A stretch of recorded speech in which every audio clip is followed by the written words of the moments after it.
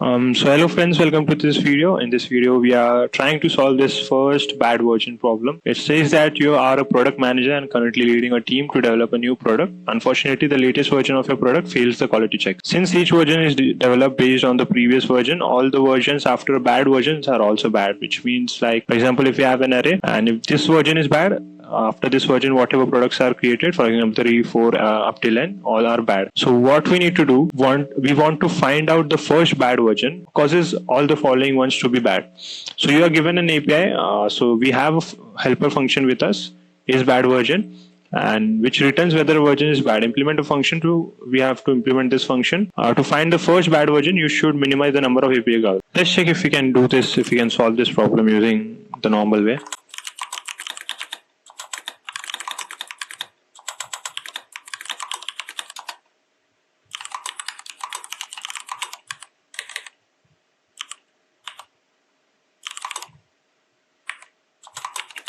And if it's a bad version,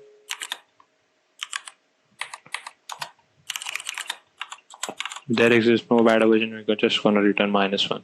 So this will take a linear time complexity of O of n. This solution was accepted. I thought of using a binary search for this, but I don't think it will work because this function is not going to return an integer, rather than it's with which we can compare, but this integer, it's giving us a Boolean value. Our solution has been accepted, so we will not be wasting our time. Move on to the next question. Thank you so much for watching this video. Have a nice day.